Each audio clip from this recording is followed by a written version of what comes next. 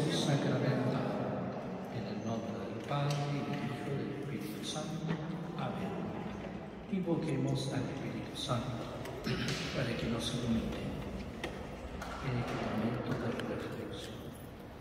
Ven, Espíritu Santo, llena los corazones de los fieles y enciende en ellos el fuego del amor. Envía, Señor, tu Santo Espíritu, y todas las cosas serán creadas y renovarás la faz de la tierra. Oremos, oh Dios, que has ilustrado los corazones de tus fieles por la luz del Espíritu Santo. Te pedimos que este mismo Espíritu nos dé a conocer la verdad, que nos trae el bien y llene nuestras almas de consuelo y alegría. Por Jesucristo nuestro Señor. Amén. Sagrado corazón de Jesús, en vos confío. Oh dulce corazón de María, sea la salvación mía. Glorioso Patriarca San José, ruega por nosotros. Santa Margarita María, ruega por nosotros. En el nombre del Padre, y del Hijo y del Espíritu Santo. Amén.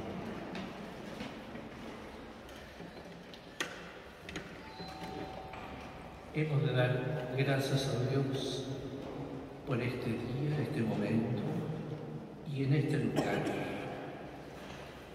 que tiene una particular semejanza a lo que vivió en esta tierra Santa Margarita María, porque estamos en un monasterio de la Visitación, así como ella. Estamos delante del Santísimo Sacramento expuesto solemnemente, como tantas veces y tantas horas estuvo ella. Y estamos en su presencia, las reliquias insignes que nos acompañan en esta importante peregrinación que va acompañada de abundantísima gracia divina. Podemos afirmar, sin temor a equivocarnos, de que ella misma, así como está en el cielo, en unión y contemplación de la Santísima Trinidad, está junto a su divino esposo, que la llamó fiel servidora, fiel discípula suya. Ella está donde está Jesucristo. Y si el Señor está allí, también ella le adora, le glorifica e intercede por nosotros. Y de un modo particular, porque veneramos sus santas reliquias. Vamos a dar una mirada siempre resumida a su vida y a lo que el corazón de Jesús quiso hacer en ella y a través de ella durante su vida de la tierra, con la certeza de que ciertamente que el Sagrado Corazón de Jesús sigue actuando a través de su intercesión hoy, y lo hará siempre, porque la escogió como heredera de los tesoros de su corazón divino. Santa Margarita María nació en un pequeño pueblo en el centro de Francia, en la provincia o región de la Borgoña, donde se encuentra Paray-le-Monial, y cerca de Paray-le-Monial es el pueblo donde ella nació, un día 22 de julio de 1647. Su padre falleció cuando ella tenía 8 años de edad y tenía algunos otros hermanos varones, y ella quedó la única mujer. Otros pequeños ya fallecieron antes, y por diversas necesidades económicas su madre la mandó de internar en unas monjas o religiosas clarisas, pero solo puede estar allí 2 años porque enfermó muy gravemente y tuvo que volver a su casa y allí padeció una grave y persistente enfermedad que le impedía caminar durante 4 años. Hemos de saber que Santa Margarita María fue de tal modo elegida por el Señor que desde su primera infancia experimentó fenómenos místicos extraordinarios, lo que en teología se llama así, que son acciones divinas fuera de lo común. En otras palabras, Dios nuestro Señor y la Santísima Virgen y también el Santo Ángel Custodio se le manifestaban de tal modo de que el Señor la condujo permanentemente. Nunca tuvo a su disposición una educación o una formación humana ni cristiana formal y ordenada, y el Señor lo quiso así en su providencia, de tal modo de que Él mismo, corazón de Jesús, se encargó de conducirla por los caminos de la vida interior, la vida espiritual.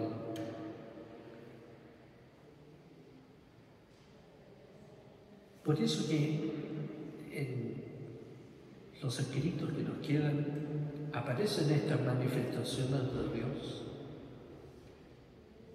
y se reserva o se suele reservar la palabra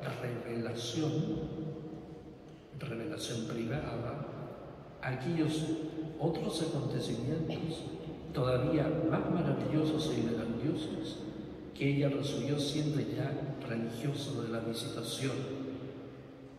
La diferencia entre ambas es que todo lo anterior, que continuó a lo largo de toda su vida, se dirigía a conducirla a ella personalmente, y las revelaciones privadas es para encomendarle una misión y darle a conocer el corazón de Jesús, válido para todo el mundo, para que todos los cristianos de todos los tiempos, desde ese entonces hasta el final, podamos vivir y alimentarnos de lo que a ella le fue dado a conocer y le fue encomendado.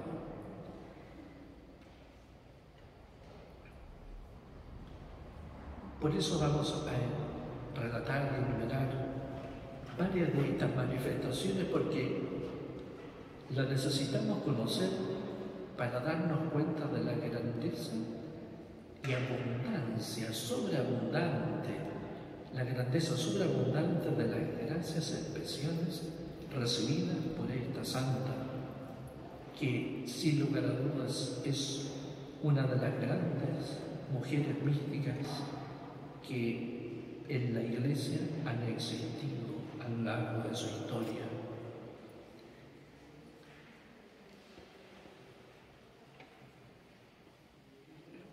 Ella,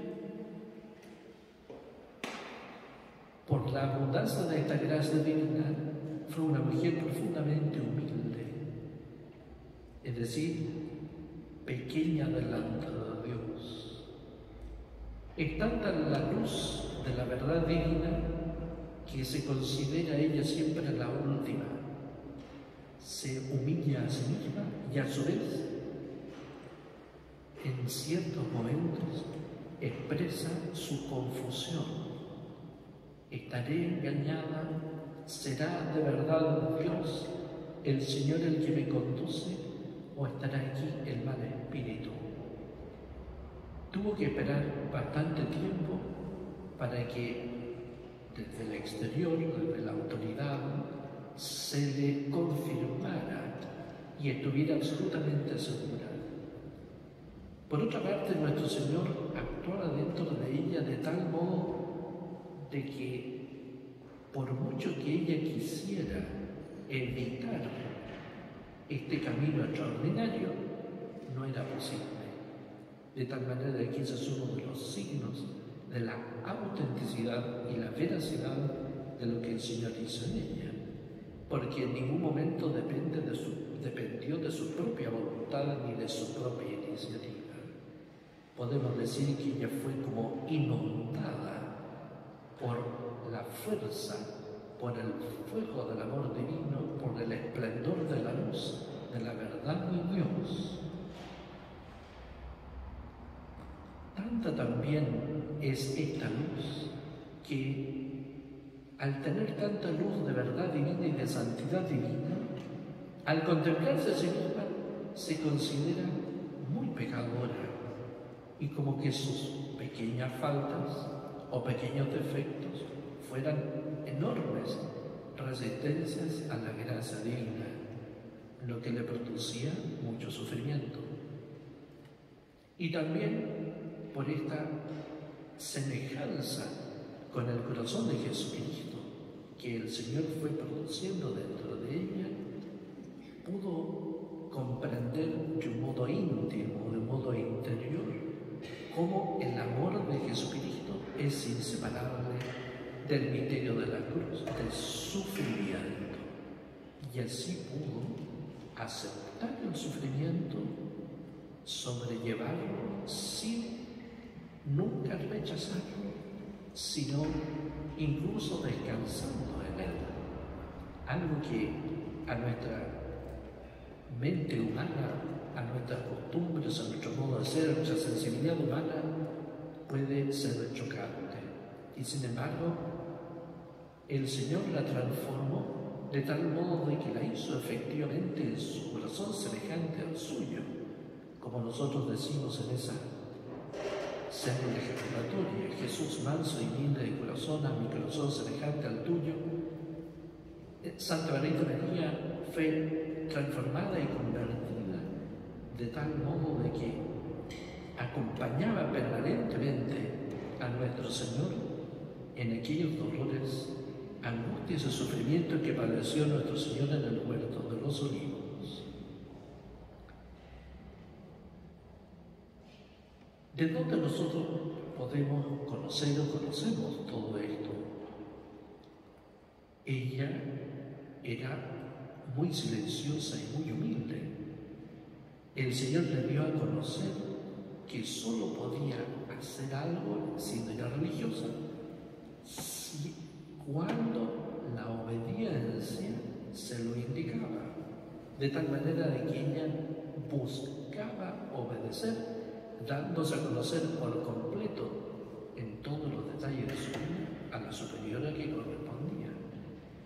Y es por eso que una de esas superiores le mandó poner por escrito algunas de sus experiencias con el Señor.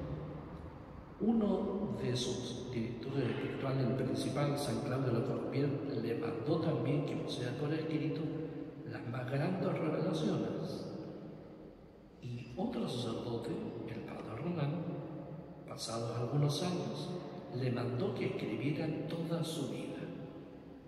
Y así ella, aun cuando sentía una interior repugnancia humana a escribir lo que ella había vivido, por esa extrema humildad y ese deseo de desaparecer, de que nadie la mirara, que nadie la considerara, que nadie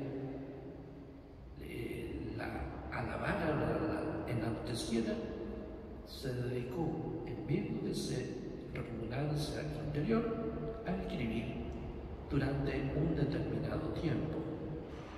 Pero no es absolutamente toda su vida, sino que hasta cierto momento de su vida, cuando se le mandó escribir. Y luego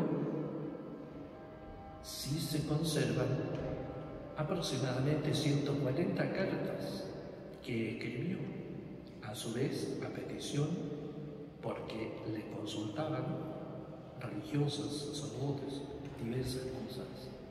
Y ella escribió siempre movida por la obediencia e interiormente movida por el Espíritu Santo y por el mismo corazón de Jesús. Para disipar cualquier confusión, el mismo Señor también le mandó a escribir, diciendo de que había varias razones por las cuales convenía que ella dejara por escrito estas cosas.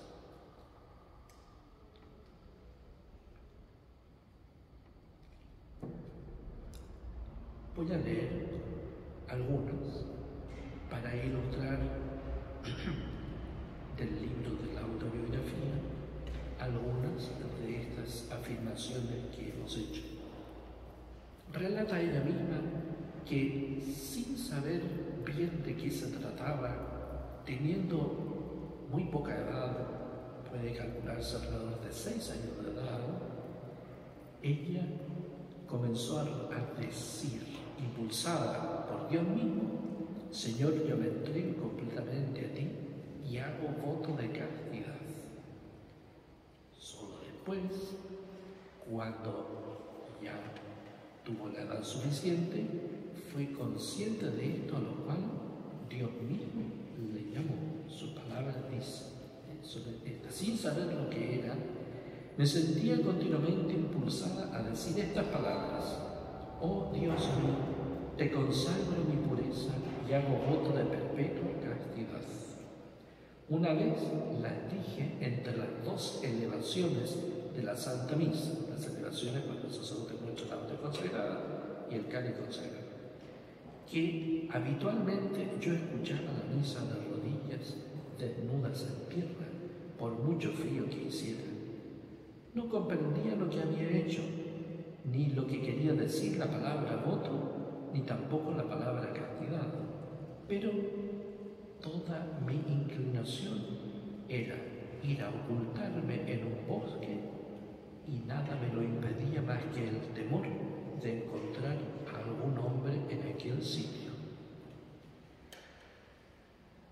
El segundo acontecimiento de todo este periodo de su vida, que fueron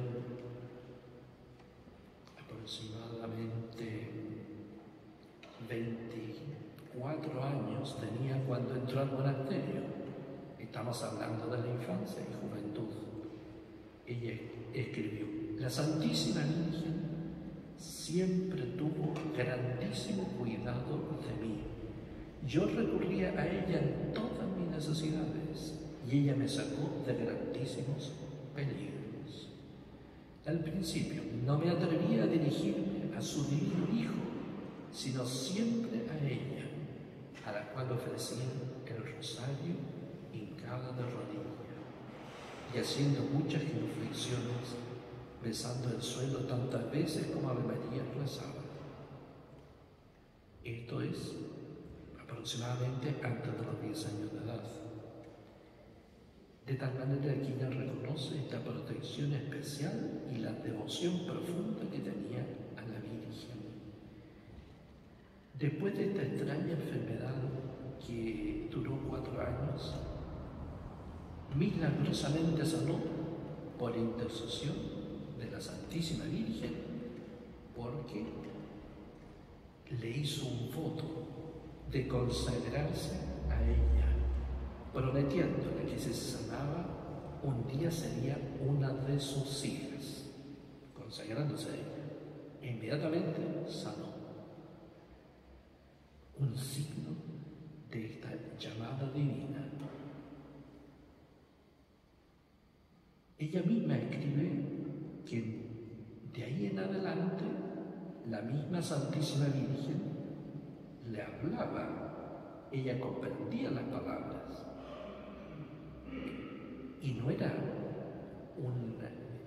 una conversación solo de las dulzuras del cielo, sino que una vez le dijo: hija mía, me admiro, es decir, me sorprendo de que me sirvas con tanta negligencia. Y escribió al hacerme esta reprimenda, que aunque yo era muy joven, jamás se me ha olvidado de mi mente. Y eran pequeñas faltas que podía cometer una niña, porque se distraía al rezar el rosario. Estas palabras dejaron tal impresión en mi alma que me han servido durante toda la vida.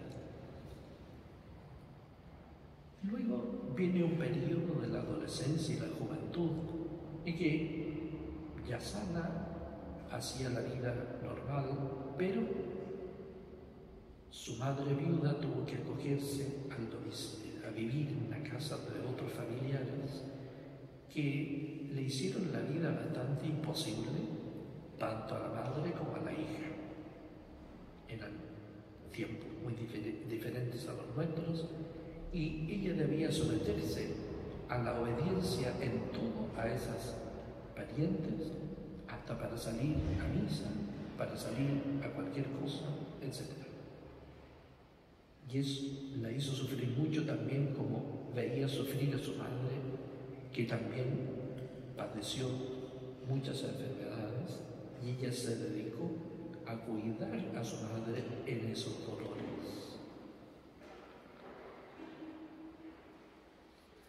Y así aprendió en los misteriosos caminos de Dios a vivir la caridad hasta el extremo de negarse a sí misma, a sus gustos, a sus tendencias naturales, a superar las humanas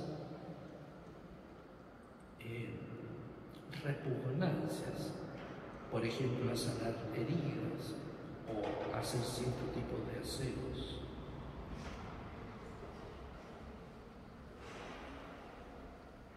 El Señor también se le dio a conocer en el misterio de su pasión, en figura del Ecce Homo.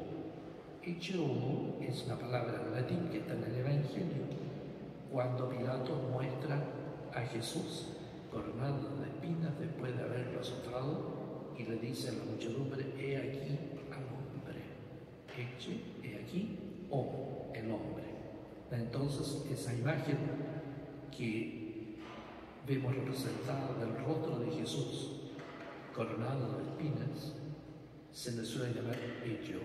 Y entonces, bajo esa forma, dice, a veces el Señor se le aparecía a Santa Margarita, otras veces cargando con su cruz, y así le fue imprimiendo en su corazón la compasión hacia el Señor y el amor al sufrimiento.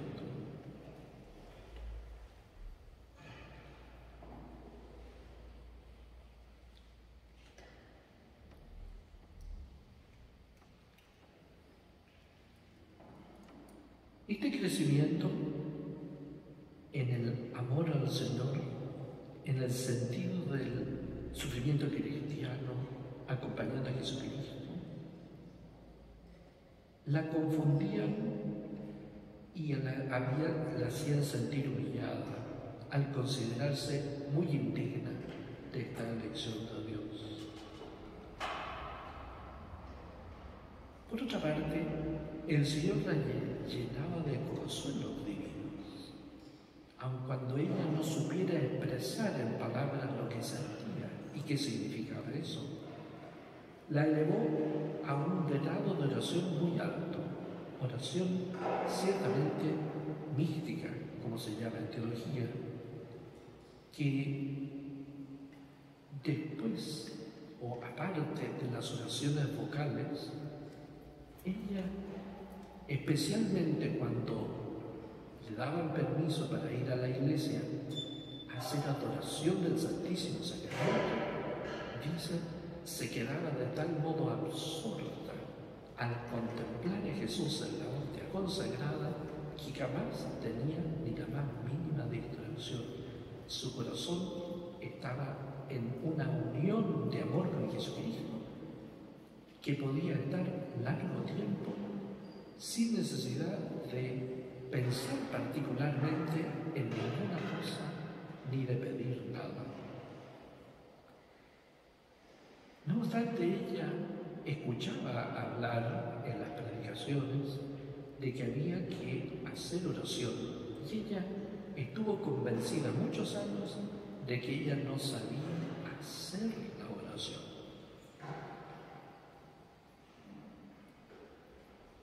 Porque nunca durante esos 24 años tuvo ningún consejero espiritual, ninguna persona, tampoco mujer laica o consagrada, con la cual poder confidenciarse las cosas que le sucedían.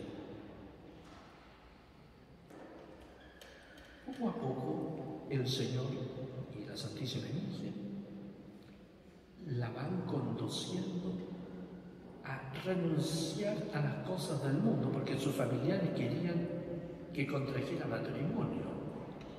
Tenía varios pretendientes, se lo presentaban, porque era el futuro, no solo para ella, sino para su madre, de tener una vida estable económicamente.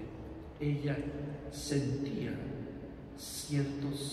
llegó a sentir ciertos atractivos por la vida del mundo, pero a su vez el Señor intervenía cada vez diciendo que ella le pertenecía a Él.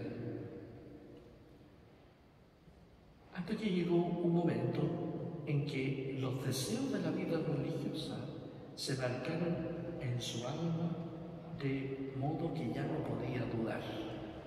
Y todo lo que anteriormente vivió en esa adolescencia le produjo en adelante mucha tristeza y ofreció muchos actos de reparación al Señor.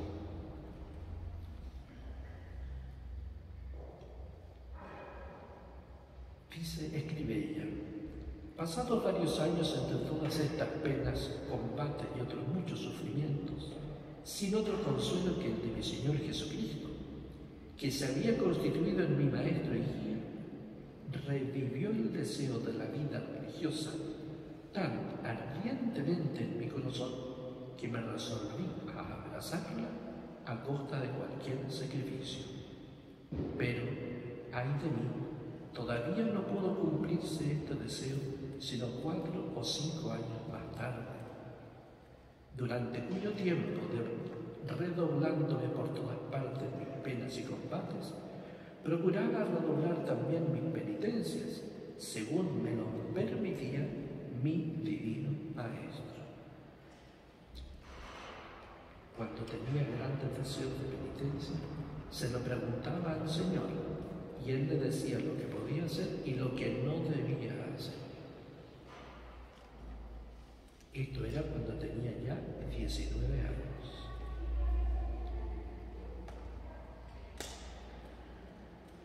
Luego,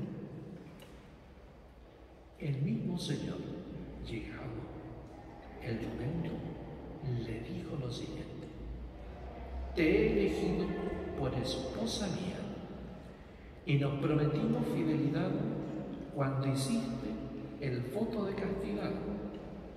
Soy yo quien te movía a hacerlo, antes de que el mundo tuviera parte alguna en tu corazón, porque yo lo quería totalmente puro y sin mancha alguna de aficiones terrenas. Y para conservármelo así, he quitado toda la malicia de tu voluntad, para que no lo pudieran corromper.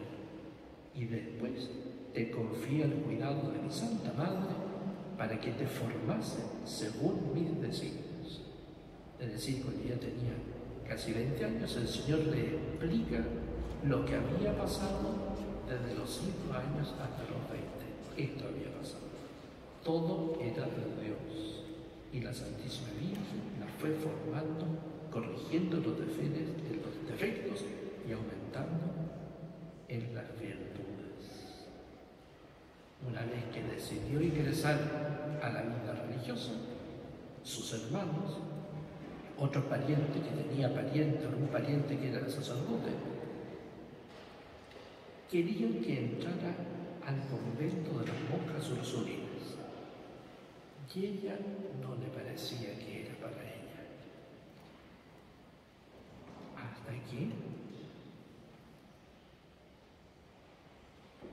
como ella había hecho ese voto de consagrarse plenamente a la Santísima Virgen, sintió la inspiración interior de que entre los monasterios que había tenía que ir a, como la llamaban ellas en aquella época, donde las Santa Marías. Santa María era el monasterio de la Visitación, que la orden se llama Visitación de Santa María.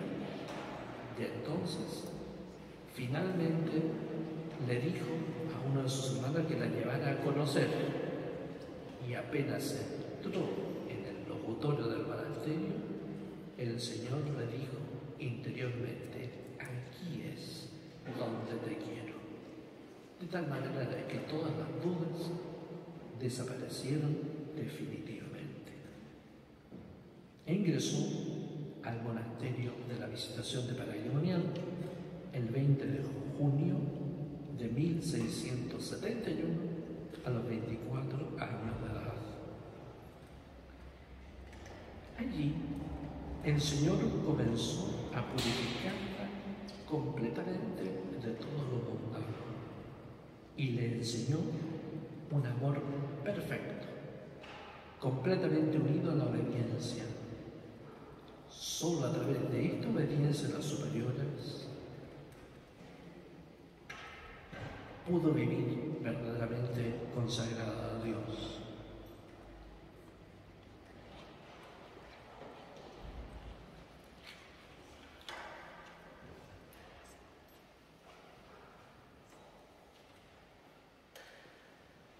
Ahora vamos a pasar, dejando a un lado otros detalles de su vida, a los grandes momentos de lo que se llaman las grandes revelaciones. Siempre ocurrieron estando ella en adoración del Santísimo Sacramento.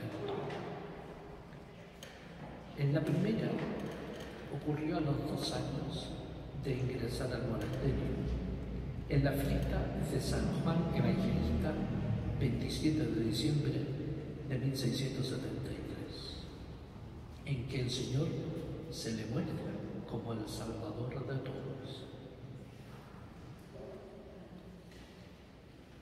Dice: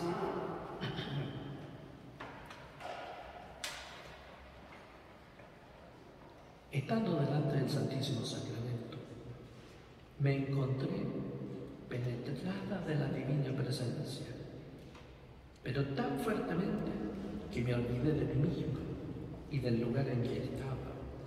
Me abandoné a este divino Espíritu y me hizo reposar durante largo tiempo sobre su pecho divino. Es la experiencia que tuvo Juan el Apóstol en la última cena. Recostó su cabeza sobre el pecho de Cristo.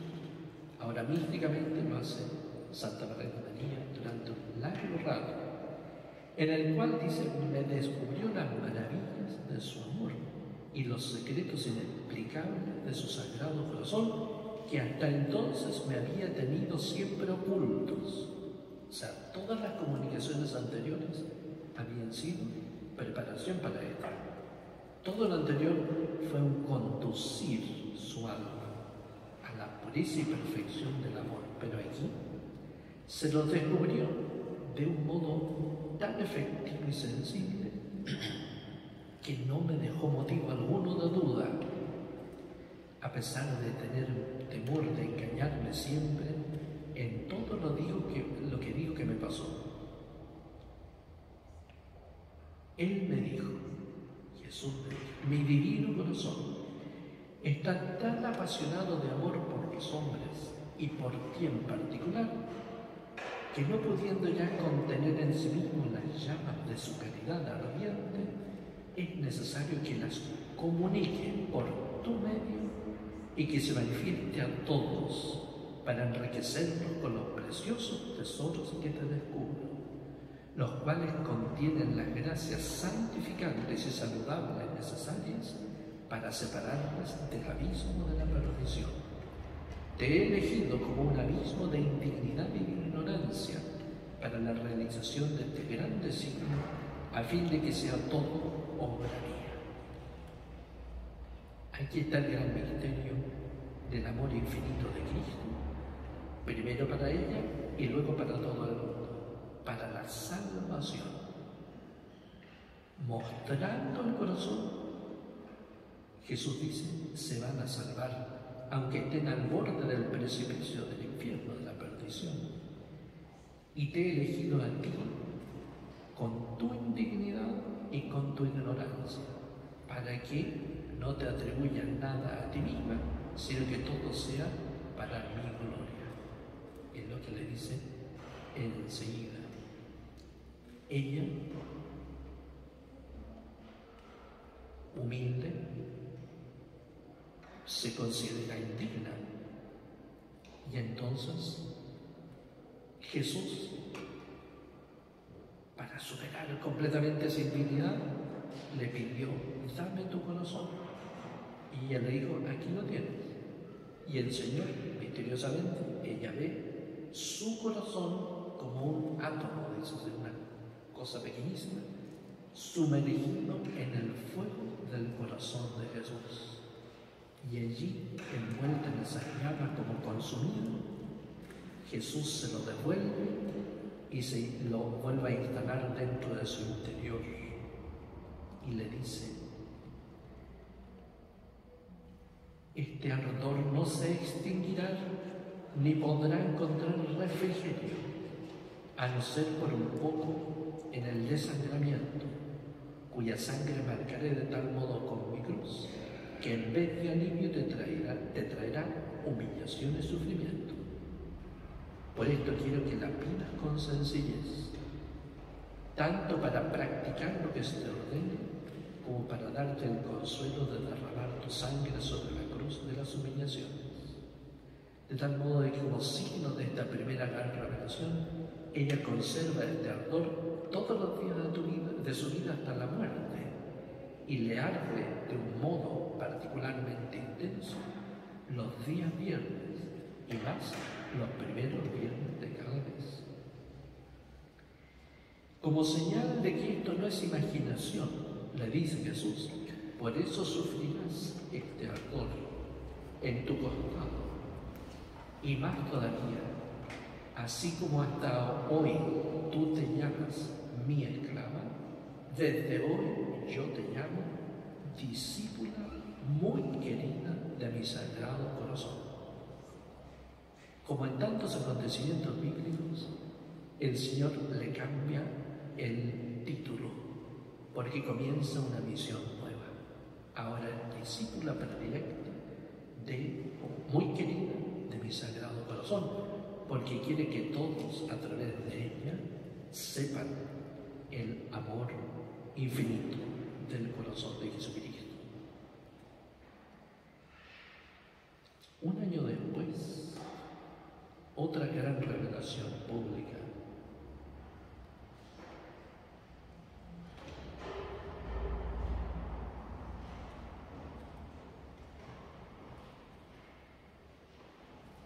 Dice,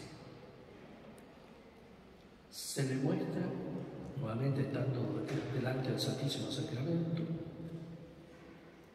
Jesucristo, mi dulce Maestro, todo radiante de gloria, con sus 5 llagas que brillaban como 5 soles, y de esta sagrada humanidad salían llamas por todas partes, pero sobre todo de su pecho adorable, el cual parecía un horno. Abriéndose me descubrió su amantísimo y amabilísimo corazón, que era la fuente viva de las llamas. Fue entonces cuando me descubrieron las maravillas inexplicables de su puro amor, y hasta qué exceso le había conducido el amor a los hombres, de los cuales solo recibía ingratitudes inexpresas. Si fuera posible, le añade el Señor, volvería a sufrir, y mucho más, por el amor y la salvación de cada uno. No obstante, al menos tú, dame el placer de suplir las ingratitudes de los hombres, en cuanto puedas y seas capaz de hacerlo. Y para que puedas realizarlo, abrió el divino corazón y salió de él una llama tan ardiente que creí ser consumida. Fui totalmente penetrada por ella y ya no la podía sufrir, hasta que le pedí que tuviera compasión de mi debilidad. Y Jesús le dice, no tengas miedo, yo seré tu fuerza. Y le pidió, comulga todos los primeros viernes de mes, si es posible, incluso todos los viernes, pero te tienes que someter a la obediencia, según la superiora lo diga o lo permita. En aquella época, las religiosas y los fieles en general no podían comulgar su primer pero le pedían permiso a su confesor y las religiosas a su superiora. No es como ahora. Y luego le añade: todas las noches de jueves a viernes de toda tu vida, entre las 11 y las 12 de la noche te levantarás y harás oración, y yo te voy a comunicar cómo la vas a hacer, porque te voy a hacer partícipe de mi agonía en el huerto de los olivos. Todas las angustias de Jesucristo la iba a sufrir ella, para que así dulcifiques, compenses, lo que llamamos repares, el amor que ha sido rechazado. Es cierto que también Satanás quiere engañarte, por eso no harás ninguna cosa sin la aprobación de la superiora, de la autoridad de la obediencia, porque de los obedientes Satanás huye siempre. Y así lo vivió y así lo hizo. Al principio la superiora no le creyó. Tanto sufrió que se enfermó de sufrimiento, y la superiora le dijo: a ver, para que me demuestre que es verdad, dile al Señor que te sane inmediatamente. Y sanó inmediatamente. Y entonces la superiora le concedió hacer todo lo que el corazón de Jesús le había pedido. Y la última revelación mayor es de junio del año siguiente, 1675. Para abreviar, le pide el corazón de Jesús que se celebre una fiesta una vez al año en su honor, el día viernes, 8 días después de la fiesta de Corpus Christi, para reparar las faltas que se han cometido, especialmente delante del Santísimo Sacramento. Y lamento decir que muchas de esas faltas las cometen personas especialmente consagradas a mí. He aquí este corazón que tanto ha amado a los hombres y que nada ha ahorrado hasta agotarse y consumirse para demostrarles su amor. En reconocimiento no recibo de la mayor parte más que ingratitud, ya por sus irreverencias y sacrilegios, o por la frialdad y desprecio que tienen para conmigo en este sacramento del amor. La gran revelación.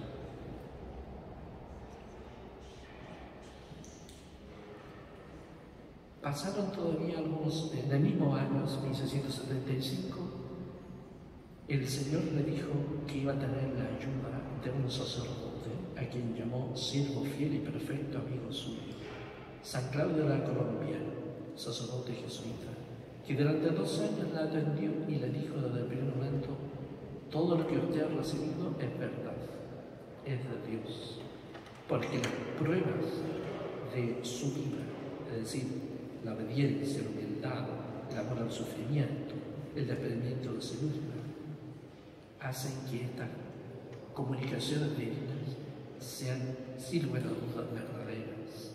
Es la primera vez que ella descansa, porque tiene la voz de alguien sabio, santo, seguro en su doctrina. En el 7 años después murió San Claudio, y 2 años después de su muerte se leyó, mientras comían en el refectorio del monasterio, el relato de un retiro que San Claudio había dejado por escrito, y dentro de él el texto que Santa Rosita María había escrito por orden suya. Ella estaba allí, la cabeza inclinada y en silencio, casi avergonzada, y allí toda la comunidad, comenzando por la superiora, reconocieron de que esa religiosa era verdaderamente la elegida de Dios. De allí comienza como la segunda gran parte de su vida. Es el año 1684, los últimos 6 años de su vida, porque murió en 1690. En esos 6 años es como la manifestación del triunfo de Cristo, es como participar de su resurrección, aunque nunca el misterio de la cruz la abandonó en su alma, ese ardor del corazón, la cruz de Cristo. Son reconocidas la verdad de esta revelación. Todo el monasterio comienza a dar culto al corazón de Jesús, y luego toda la orden de la visitación, y luego varios sacerdotes de la orden de la Compañía de Jesús, aleccionados por lo que San Claudio había escrito, ayudaron a la santa. Uno, padre Rolando, que le mandó a escribir la autobiografía, y otro, el padre Croisset, que, según el mismo mandato del Señor, le dijo que los padres de la Compañía de Jesús debían fundamentar mediante escritos la conveniencia y las razones teológicas que fundamentan esta devoción. Y el padre Croisset escribió el primer libro acerca de la devoción y culto al Sacratísimo Corazón de Jesús, que la misma Santa Margarita María leyó, corrigió y ayudó para que se comenzara así a difundir por el mundo entero. La misma Santa Margarita María, todos estos años, esos últimos 6 años, se le encomendaron algunos cargos, oficios en el monasterio, y de ese periodo se conservan, como dije al principio, alrededor de 140 cartas de gran contenido sobrenatural, en que, a pesar de que para el interior de ella a veces tenía alguna duda, en estos consejos lo hace con gran fuerza, la fuerza del amor del corazón de Jesús, con claridad y seguridad.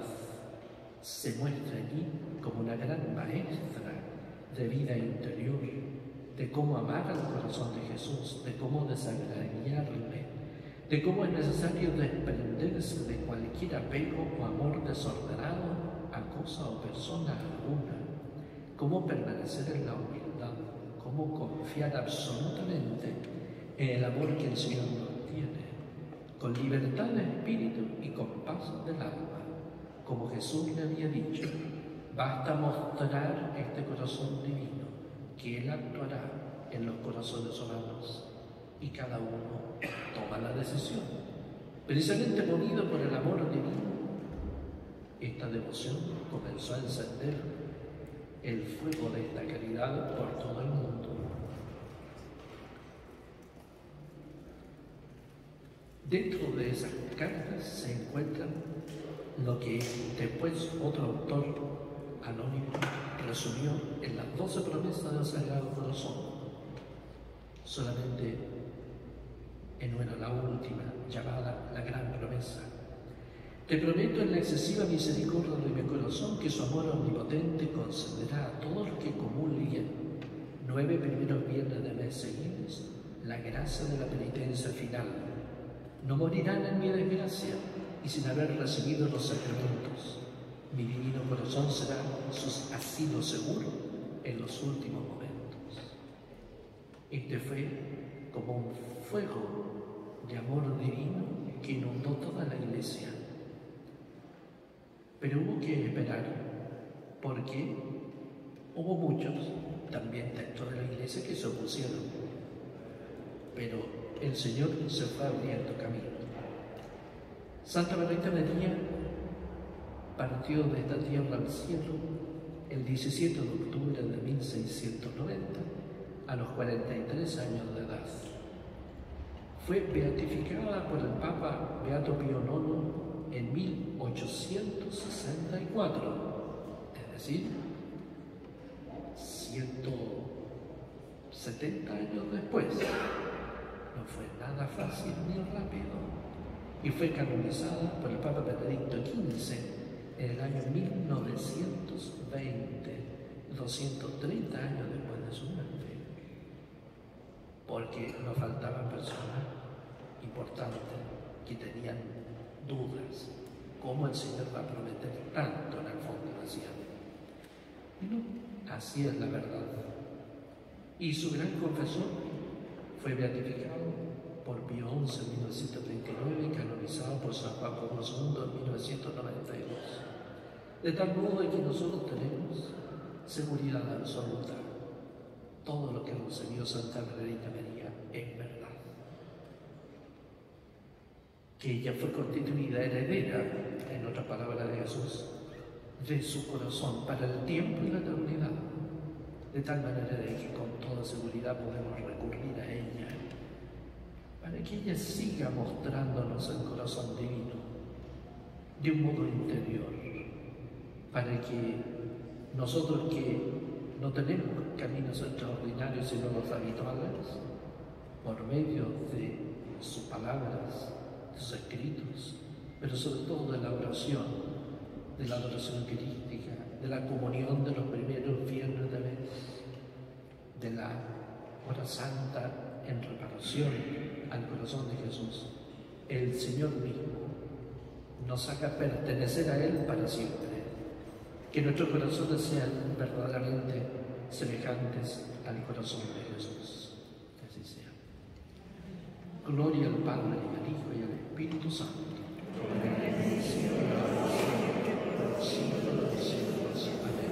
Sagrado corazón de Jesús, dulce corazón de María, glorioso Patriarca San José,